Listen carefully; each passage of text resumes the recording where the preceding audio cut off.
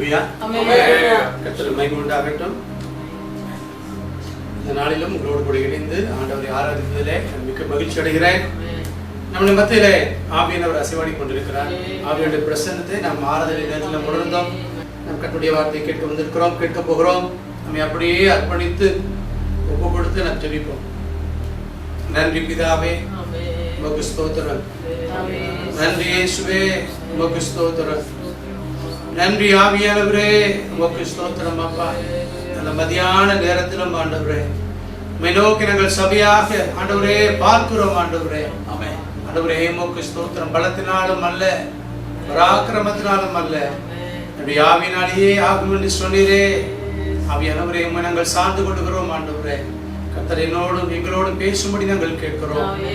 சமூகத்தை தருகிறோம், தாழ்த்துகிறோம். இயேசு ரட்சகர் நாமத்தில் பிதாவே, ஆமென். ஆமென்.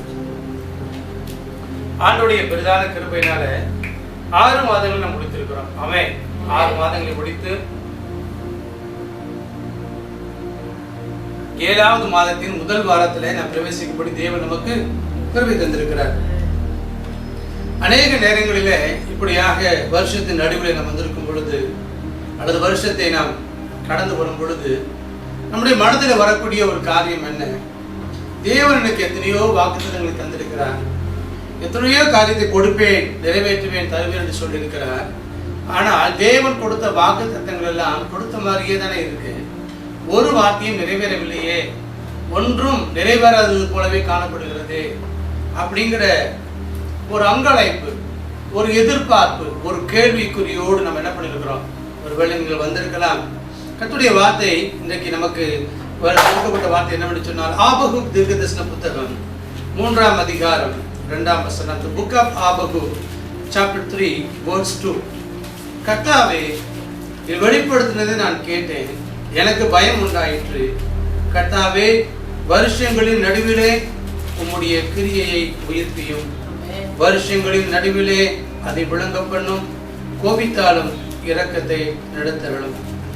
இந்த வாசித்த இந்த வசனத்தை பார்க்கும் பொழுது 2 முறை இந்த பகுதியிலே வருஷங்களின் நடுவிலே என்ற வார்த்தை வருவதை நாம் பார்க்க முடியும்.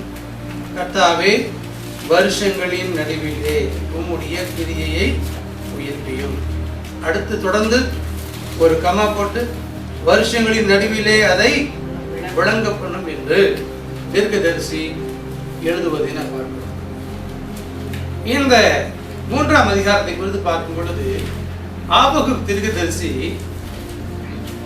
இதை ஒரு பாடலாக பாடி ஒப்பு கொடுப்பதை நாம் பார்க்கிறோம். இது ஒரு விண்ணப்பம், ஆனால் இது பாடி ஒப்பு கொடுக்கப்பட்ட ஒரு விண்ணப்பம். ஆபகுக் 3ஆம் அதிகாரம் 1ஆம் வசனத்தை வாசிக்கும் போது ஆபகுக் தீர்க்கதரிசி சிகையோனில் பாடின விண்ணப்பம், ஜபத்தை பாடலாக இந்த தீர்க்கதரிசி என்ன பண்றாரு, பாடுகிறார் என்று பார்க்கிறோம். அதே அதிகாரம் 3ஆம் அதிகாரத்தின் பின்பகுதியில் வாசிக்கும் போது 19ஆம் வசனத்தினுடைய பின்பகுதி, கடைசி வசனத்துடைய கடைசி பகுதி, இது நெகினோத் என்ற வாக்கியத்தில் வாசிக்க ராக தலைவனுக்கு ஒப்புவிக்கப்பட்ட சங்கீதம். அப்படியானால் இந்த தீர்க்கதரிசி ஒரு ஜபத்தை பாடலாக பாடி சங்கீத காரணத்திலே சங்கீதமாக என்ன பண்றாரு, கொடுக்கிறார் என்று பார்க்கிறோம். ஆனா அதுல அவர் முக்கியமாக சொல்லக்கூடிய ஒரு காரியம், ஆண்டவரே, வருஷத்தின் நடுவிலே வந்திருக்கிறோம், உம்முடைய கிரியையை உயிர்ப்பியும், வருஷத்தின் நடுவிலே அதை விளங்க பண்ணும். அது என்ன கிரியை? எதை இந்த இடத்துல ஆண்டவர்கிட்ட கேட்கிறார்? எந்த கிரியையை தேவன் நடப்பிப்பதாக சொன்னார்? எந்த கிரியை இன்னும் நடக்கவில்லை என்று பார்க்கும் பொழுது ஆபகுக் தீர்க்கதரிசன புத்தகம் 1ஆம் அதிகாரம் 5ஆம் வசனத்தை வாசிக்கும் பொழுது, நீங்கள் பிரஜாதிகளை நோக்கி பார்த்து ஆச்சரியப்பட்டு பிரமியுங்கள், விவரிக்கப்பட்டாலும் நீங்கள் விசுவாசியாத ஒரு கிரியையை உங்கள் நாட்களில் நடப்பிப்பேன். அல்லேலூயா.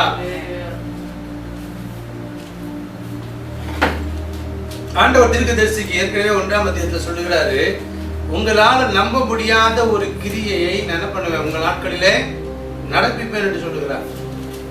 ஏன் ஆண்டவர் வார்த்தை சொல்லணும்? ஏன் அப்படின்னா, ஆபகுக் தீர்க்கதரிசி 1ஆம் அதிகாரத்துல 3ஆம் வசனத்தை சொல்லுகிறார், ஆண்டவரே, நீர் எனக்கு அக்கிரமத்தை காண்பித்து என்னை தீவினையை பார்க்க பண்ணுகிறது என்ன?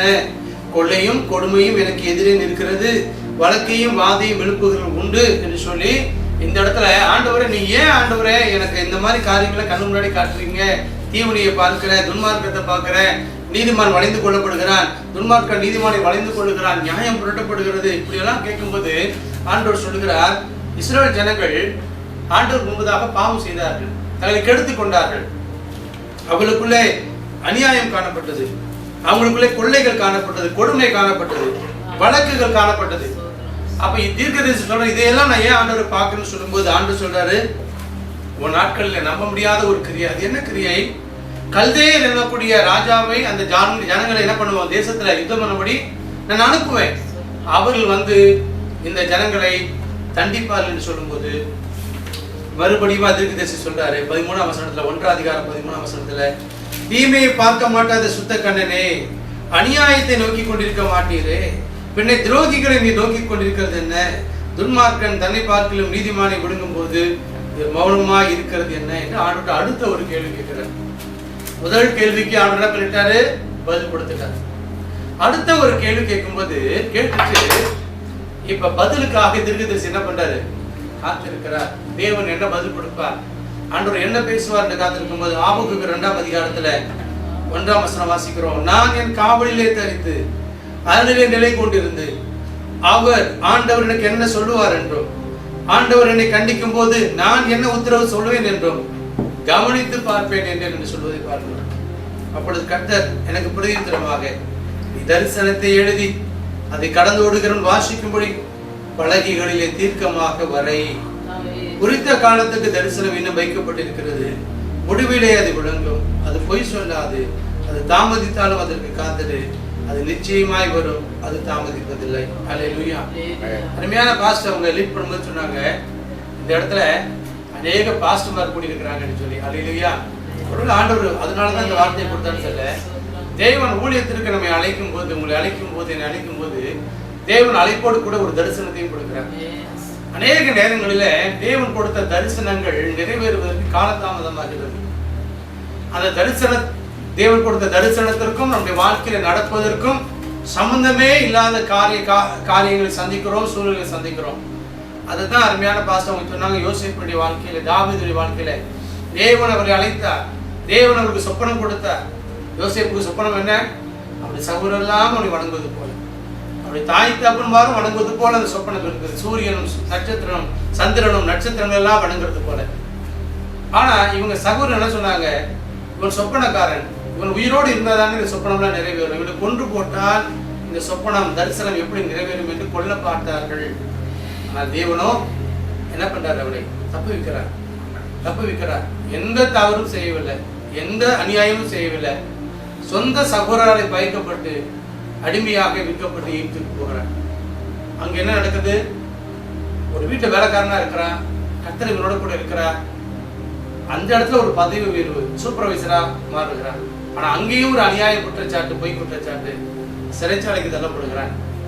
சிறைச்சாலையிலயும் 2 பேரும் அப்படி தண்டனைக்கு வரும்போது அவங்களுக்கு 2 சொப்பனத்துக்கு அர்த்தம் கொடுக்குறான். அவங்க இவனை மறந்துடுறாங்க.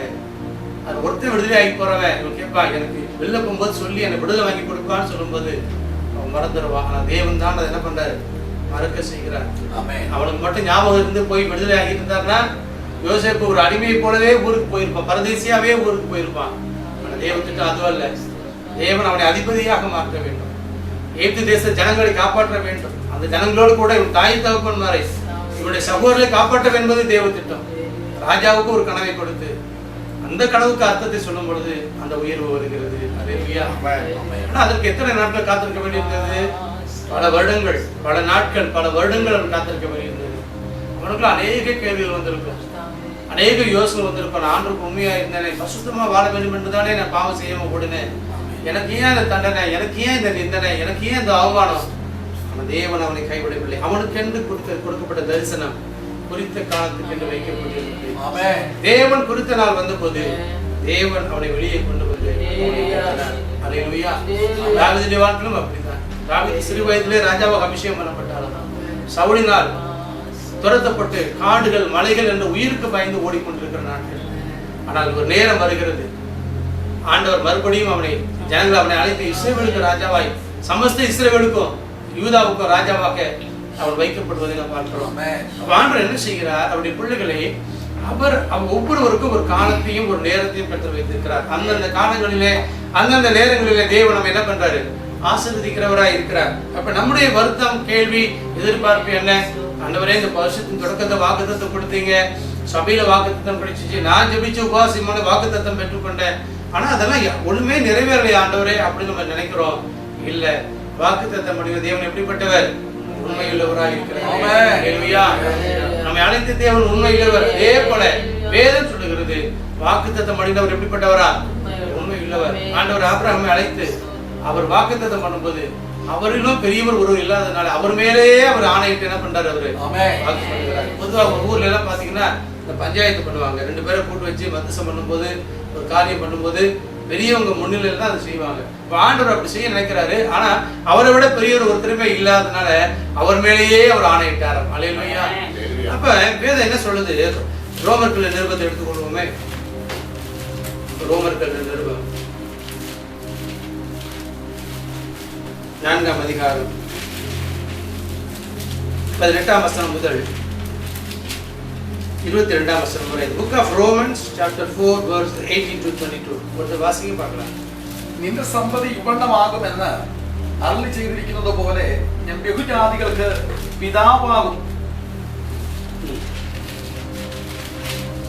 എന്ന് അവൻ ആശയ്ക്ക് വിരോധമായി ആശയോടെ വിശ്വസിച്ചു.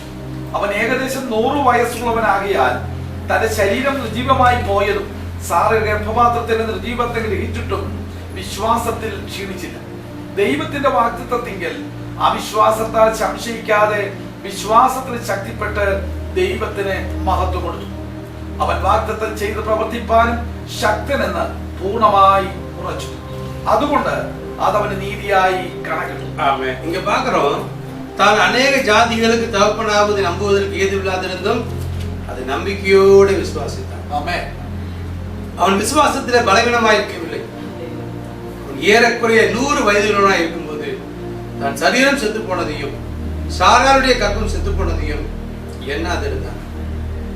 தேவனுடைய வாக்குத்தத்தத்தை குறித்து அவன் அவிசுவாசமாய் சந்தேகப்படாமல் தேவன் வாக்குத்தத்தம் பண்ணி நிறைவேற்ற வல்லவராய் இருக்கிறார் என்று முழு நிச்சயமாய் நம்பி தேவனை மகிமைப்படுத்தி விசுவாசத்தில் வல்லவனானான். ஆகையால் அது அவனுக்கு நீதியாக எண்ணப்பட்டது.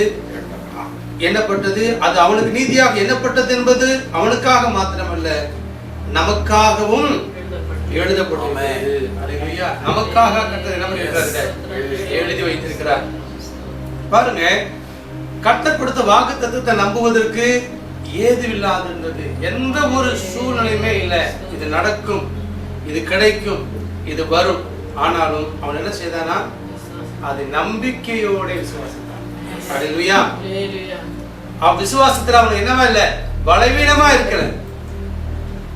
தன் சரீரத்தை குறித்தோ தன் மனைவியுடைய சரீரத்தை பலவீனத்தை குறித்தோ எண்ணாமல் இருந்தான். தேவனுடைய வாக்குத்தத்தை குறித்து அவன் அவிசுவாசமாய் சந்தேகப்படாமல் கர்த்தர் கொடுத்த வாக்குத்தத்தை நிறைவேற்றுவதற்கு அவர் எப்படிப்பட்டவராய் இருக்கிறாராம்?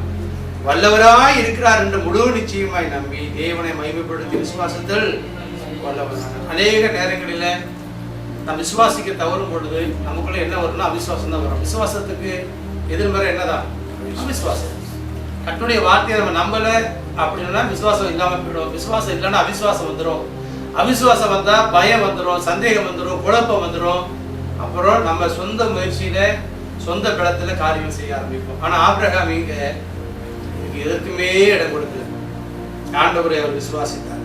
அருமையான தேவனுடைய ஜனங்களே, கர்த்தர் மறுபடியும் சொல்லக்கூடிய ஒரு வார்த்தை என்னன்னா, உங்களுக்கு கர்த்தர் ஒரு வாக்கு கொடுத்தால் அந்த வார்த்தையை நீங்கள் நம்புங்கள், அதை விசுவாசியுங்கள், அதை அறிக்கை செய்யுங்கள். ஆண்டவர் அதை நிறைவேற்ற வல்லவர் என்று சொல்லி தேவநாமத்தை மகிமைப்படுத்தி அது நிறைவேறுதலை அதை சுதந்திரித்துக் கொள்ளுங்கள். கர்த்தர் தாமே உங்களை ஆசீர்வதிப்பார். அல்லேலூயா.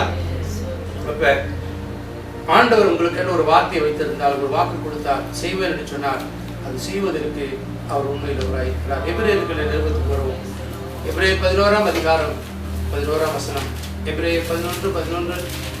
விசுவாசத்தினாலே சாராளும் வாக்குத்தத்தம் பண்ணினவர் உண்மையில் என்று எண்ணி கற்பந்தரிக்க பலனடைந்து வயது சென்றவளாய் இருந்தும் பிள்ளை பெற்றார். ஆனபடியால் சரீரம் செத்தவன் என்று எண்ணத்தகும் ஒருவனாலே வானத்தில் உள்ள பெருக்கமான நட்சத்திரங்களைப் போலவும் கடற்கரையில் உள்ள எண்ணிருந்த மணலை போலவும் மிகுந்த ஜனங்கள் பிறந்தார்கள். இப்ப இவனும் சாரால் என்ன பண்றாங்க? வாக்குத்தத்தம் பண்ணினவர் உண்மை இல்லவர் என்று எண்ணினார்கள். அல்லேலூயா. ஆம், வாக்குத்தத்தம் பண்ணின ஆண்டவர் உண்மை இல்லவர். ஆண்டவரால் கூடாத காரியம் என்று ஒன்றுமே இல்லை. மரியாளுக்கு அன்னைக்கு தேவதூதன் தரிசனமாகி சொல்லும் போது, மரியாளே, உனக்கு நீ கர்ப்பவதியாகி ஒரு குழந்தையை பெறுவாய் என்று சொல்லும் போது அவர் சொன்னார், ஐயோ இது எப்படி ஆகும், நான் புருஷனை அறியனே என்று சொல்லும் போது அவர் என்ன பார்த்து சொல்லுகிறாரு? உன்னதமானுடைய பலன் உன் மேல நிழலிடும், உன்னிடத்தில் பிறக்கிறது பரிசுத்தம் உள்ளது என்று சொல்லிவிட்டு சொல்லக்கூடிய ஒரு வார்த்தை, தேவனாலே கூடாத காரியம் ஒன்றுமில்லை என்று சொல்வதை நாம் பார்க்கிறோம். லூக்கா எழுதின சுவிசேஷத்துல 1ஆம் அதிகாரம் 37ஆம் வசனத்துல வாசிக்கிறோம், தேவனாலே கூடாத காரியம் ஒன்றுமில்லை. ஆண்டவரால கூடாத காரியம் என்று ஒன்றுமே இல்லை. அவரால மலடிய பிள்ளை சேர்க்க முடியும். திருமணமாகாத ஒரு பெண்ணுக்கு ஒரு என்ன பண்ண முடியும்? அவர் வயிற்றுல இயேசு பிறக்க வைக்க முடியும். கற்பம் செத்து போன சாராளுக்கு வயதான குடும்ப தம்பதியினருக்கு அவரால் என்ன பண்ண முடியும்? ஒரு குழந்தையை கொடுக்க முடியும். அவரால் முடியும். அவரால் முடியாது என்று ஒன்றுமே கிடையாது. அவரால் எல்லாம் முடியும். ஆனா நம்ம என்ன செய்யணும்? அதன் விசுவாசிக்கணும். தேவன் இதை வாழ்க்கையில் செய்ய வல்லவர். தேவன் என் வாழ்க்கையில் நிறைவேற்ற வல்லவர். தேவன் கட்டாயம் என்னை நடத்துவார். அவரை ஒருபோதும் கைவிட மாட்டார் என்று சொல்லி முழு நிச்சயமாய் நம்பி விசுவாசித்து அவரை மகிமைப்படுத்தி நம் விசுவாசத்தில் வல்லவராய் மாற வேண்டும். அல்லேலூயா.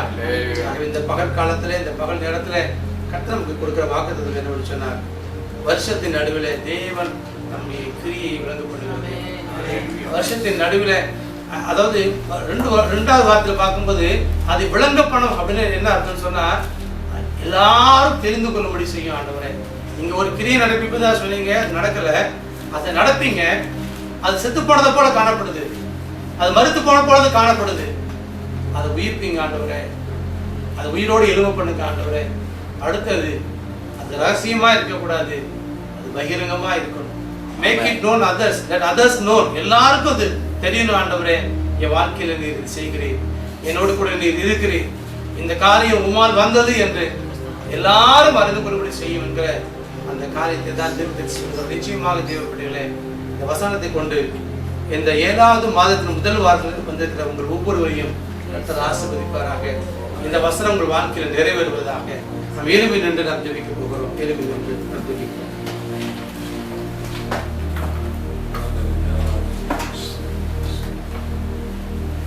தேவனால கூடாத காரியம் ஒன்றும் ஆண்டவரால முடியாதது என்று ஒன்றும் இல்லை. உங்களையும் என்னையும் அழைத்த தேவன் உண்மை இல்லவர். அவர் கைவிடாத தேவன். அவர் மகா பெரிய தேவன். அருமையான தேவதாசன் அவருடைய வாழ்க்கையில் சொன்னது போல தாவீதை உயர்த்தின ஆண்டவர், யோசேப்பை உயர்த்தின ஆண்டவர், ஒவ்வொன்றிற்கும் ஒரு காலத்தையும் நேரத்தையும் சமயத்தையும் வைத்திருக்கிறார். அருமையான தேவ பிள்ளையே, உன்னையும் கர்த்தர் உயர்த்துவார், உன்னையும் கர்த்தர் மேன்மைப்படுத்துவார், உன்னையும் கர்த்தர் ஆசீர்வதிப்பார். உனக்கென்று ஒரு காலத்தையும் ஒரு சமயத்தையும் நேரத்தையும் வைத்திருக்கிறார். சோர்ந்து போகாதே, சோர்ந்து போகாதே, விசுவாசத்தை விட்டு விடாதே, நம்பிக்கை இழந்து விடாதே. அழைத்த தேவன் உண்மை இல்லவர், அவரை பிடித்துக் கொள். அழைத்த தேவன் உண்மை இல்லவர், அழைத்த தேவன் உண்மை இல்லவர், தரிசனத்தை கொடுத்த தேவன் உண்மை இல்லவர். தரிசனம் கொடுத்த காலத்துக்கென்று வைக்கப்பட்டிருக்கிறது, அது நிறைவேறும். தாமதித்தாலும் அதற்கு காத்து பொய் சொல்லாது, நிச்சயமா நிறைவேறும். ஊழியர்களே, தேவன் உங்களுக்கு கொடுத்த தரிசனத்தை நிறைவேற்றுகிற காலம் இது. அந்த காலங்களை பார்க்க முடியாத ஒரு நேரத்தில் கர்த்தர் உங்களை வைத்திருக்கிறார். சோர்ந்து போகாதீர்கள், அவரை பிடித்துக் கொள்ளுங்கள். கர்த்தர் உங்களை நிச்சயமாக அவர் நடத்துவார். அன்பின் பிதாவே, கர்த்தராகிய இயேசுவின் நாமத்தினுடைய சமூகத்தில் வந்திருக்கிறோம். இந்த மத்தியான நேரத்திலும் ஒரு குடும்பமாக உம்மை நோக்கி நாங்கள் பார்க்கிறோம். ஆண்டவரே, நீர் எனக்கு கொடுத்த வார்த்தையை ஆண்டவரே நான் சபையில நான் கொடுத்து விட்டேன். ஆண்டவரே, இந்த வார்த்தையின்படியே கர்த்தர் ஒவ்வொருவரையும் நீர் ஆசீர்வதிக்கும்படி நாங்கள் ஜெபிக்கிறோம். அழைத்த தேவன், உண்மையுள்ள தேவன், கரம் பிடித்து நடத்துகிற தேவன், ஒவ்வொருவரையும் பலப்படுத்தி ஆசீர்வதித்து யார் யாருக்கு என்னென்ன வாக்குத்தத்தங்களை கர்த்தர் கொடுத்தீரோ அவை எல்லாவற்றையும் நிறைவேற்றி கொடுப்பதற்காக நன்றி செலுத்துகிறோம். முன்பதாக இருக்கிற கர்த்தருடைய பந்திக்காய் ஜெபிக்கிறோம். கர்த்தர் அதை எங்களுக்கு ஆசீர்வாதத்தை கொடுக்கும்படி நாங்கள் கேட்கிறோம். இந்த சமூகத்தை எங்களுக்கு தருகிறோம், தாழ்த்துகிறோம். துதி கன மகிமை எல்லாம் துவக்கி செலுத்துகிறோம். விசேஷமா இந்த நாளில் எங்கள் மத்தியில் கொண்டு வந்த அருமையான கர்த்தருடைய ஊழியர்களுக்காக ஜெபிக்கிறோம். ஒவ்வொரு ஊழியரையும் ஒவ்வொரு ஊழியக்காருடைய குடும்பத்தையும் கர்த்தர் ஆசீர்வதிக்கும்படி நாங்கள் ஜெபிக்கிறோம். அவருடைய தனிப்பட்ட தேவைகளையும் குடும்பத்தின் தேவைகளையும் ஊழியத்தின் தேவைகளையும் கர்த்தர் அற்புதமாய் சந்திக்கும்படி நாங்கள் ஜெபிக்கிறோம். இதை அப்படி செய்வதற்காக நன்றி செலுத்துகிறோம். உடைய கரத்திலே தருகிறோம், தாழ்த்துகிறோம். இயேசு ரட்சகர் நாமத்தில் ஜெபிக்கிறோம் ஜீவனுள்ள நல்ல பிதாவே. ஆமென்.